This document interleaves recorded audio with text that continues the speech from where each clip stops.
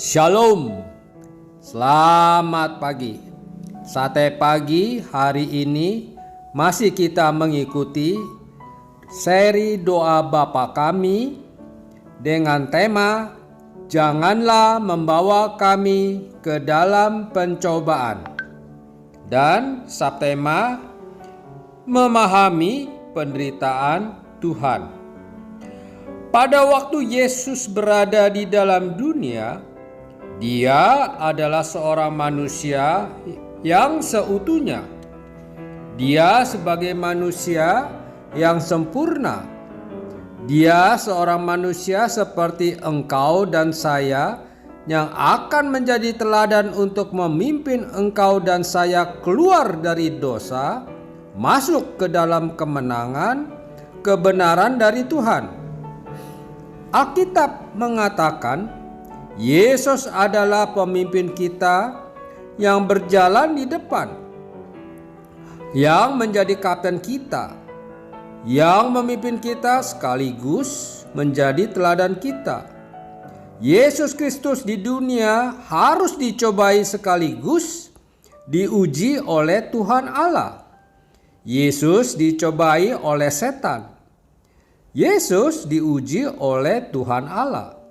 Waktu Allah Bapa menguji Yesus Kristus, surat Ibrani berkata, meskipun dia adalah anak, dia harus melewati penderitaan untuk belajar taat. Ayat ini sangat menggerakkan hati saya. Meskipun Yesus adalah anak, dia tetap perlu diberikan penderitaan, mengalami kesengsaraan, dan di dalam kesengsaraan itu dia belajar menjadi taat. Bukankah Yesus adalah Allah?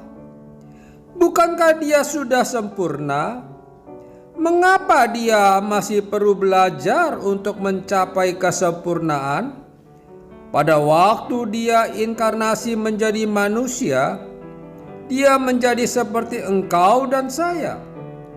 Dia adalah manusia yang harus taat kepada Tuhan, manusia yang harus dicobai, manusia yang harus diuji oleh Tuhan Allah.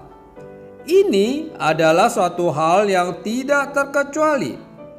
Adam sebagai manusia yang dicipta harus melalui ujian. Yesus sebagai Allah yang tidak dicipta waktu datang menjadi manusia hidup dalam dunia ciptaan, dia harus dicobai dan diuji oleh Tuhan Allah. Itu sebab penderitaan yang dialami Yesus Kristus melampaui semua orang yang pernah hidup di dalam dunia. Penderitaan yang dialami oleh Yesus Kristus adalah penderitaan yang paling keji, yang paling menakutkan, yang paling berat yang mungkin diterima oleh manusia. Saya kira sampai mati kita tidak dapat mengerti secara tuntas kesengsaraan yang pernah dialami Kristus. Sampai di surga pun kita tetap tidak dapat mengerti secara tuntas kesengsaraan yang pernah dialami oleh Yesus Kristus. Namun demikian, dalam pimpinan Roh Kudus, kita bisa secara bertahap masuk ke dalam pengertian bagaimana Yesus menderita bagi kita. Saya mempunyai suatu dalil yang sudah berapa kali saya bicarakan dalam mimbar ini. Tanpa mengerti kesengsaraan yang diderita oleh Yesus Kristus, tidak ada orang yang bisa mencintai Tuhan. Jangan kira jika engkau sudah banyak mengikuti kebaktian itu, berarti engkau sudah mencintai Tuhan. Jangan kira jika engkau sudah menjadi seorang diaken, maka engkau sudah cinta Tuhan. Jangan kira jika engkau sudah memberikan persembahan itu, berarti engkau sudah cinta Tuhan. Seberapa besar seorang mencintai Tuhan diukur dari seberapa dia memahami dan meneladani penderitaan Yesus Kristus. Semakin mendalam dia mengerti penderitaan Yesus, semakin besar kemungkinan dia akan mencintai Tuhan.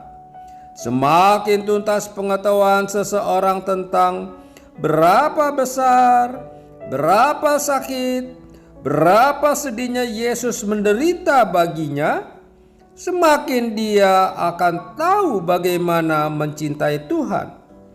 Ada hal-hal yang kita tidak mungkin berpura-pura.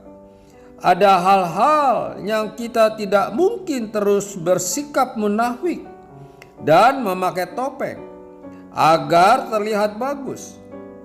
Hal menderita, hal mengerti penderitaan Kristus, menaati Tuhan adalah hal-hal yang menuntut kejujuran, di mana setiap orang harus mengalami secara pribadi dan bertanggung jawab kepada Tuhan. Amin.